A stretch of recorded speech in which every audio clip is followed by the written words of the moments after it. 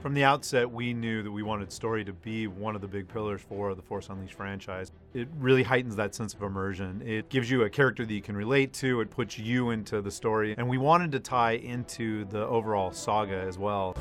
What made the first film so successful wasn't just the special effects or the fantastic setting. It really was the fact that that was the wrapper around a really compelling, mythic story. Vader is luring you back to him. Yes, I know! When The Force Unleashed released, we were very excited that the story got accolades and awards, and we really took that seriously and evolved the story for The Force Unleashed 2. The fact that George allowed us to fill the gap between Episode 3 and 4 gave us not only a challenge, but also a responsibility to the fans. So the story that fits between Episode 3 and 4 has to make sense. It is a time period that hasn't been very well defined in the past. Darth Vader is hunting down the last of the Jedi, the Rebel Alliance is really fledgling, and the Empire is really locking down control of the whole galaxy. Force Unleashed 1 ended where Secret Apprentice saved the rebellion by sacrificing himself, and we thought that was a great place to take off. The big question now has become, how did that happen? The story for The Force Unleashed 2 really evolved. It became a lot darker, a lot grittier, and most importantly to me, a lot more personal. And we decided to allow the apprentice to grow up and to become much more self-aware. And he went from being Secret Apprentice to somebody that we actually call a name, Starkiller. He's actually a person. And he introspectively is trying to figure out why he keeps doing what he's told, and actually decides that maybe he shouldn't be doing what he's told. He should actually go out there and pursue his own identity and figure out who he is.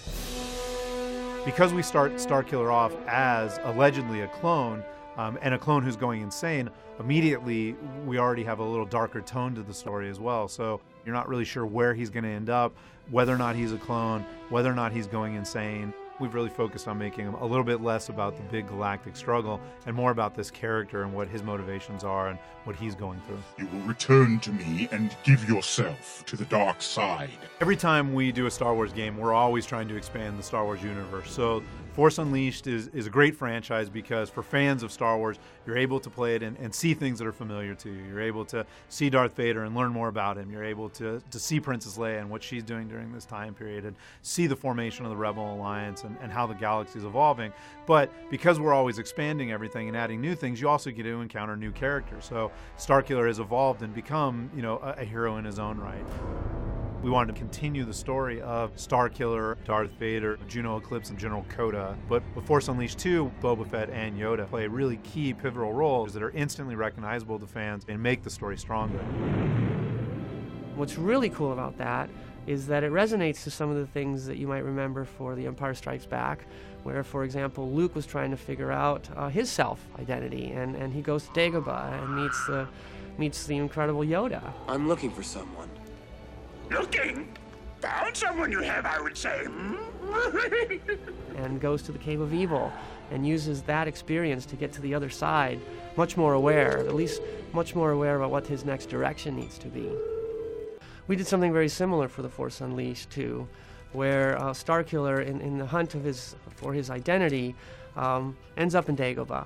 He, of course, comes across Jedi Master Yoda. However, he doesn't know who Yoda is. Yoda is just this kind of creature that he discovers guarding what we call the Cave of Evil, this place of immense power on Dagobah, where Luke Skywalker had his vision of Darth Vader in Empire Strikes Back. Something lost.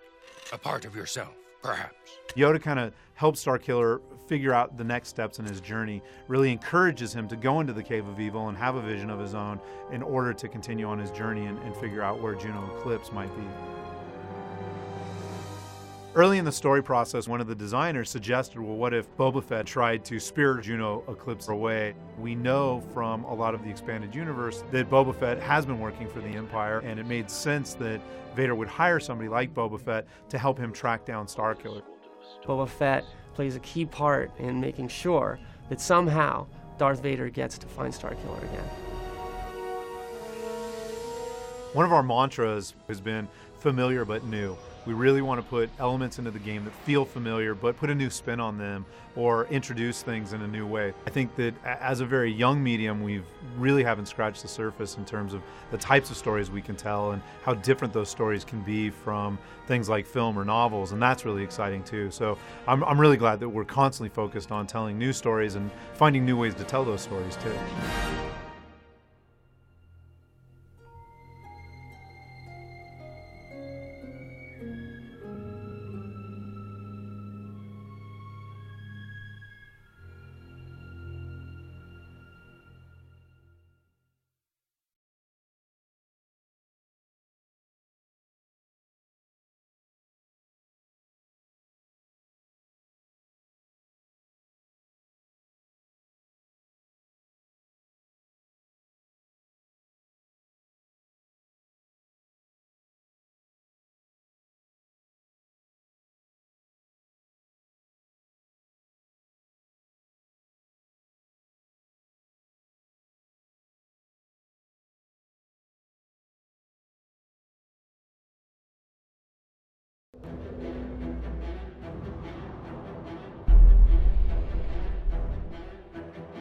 From the outset, we knew that we wanted story to be one of the big pillars for the Force Unleashed franchise. It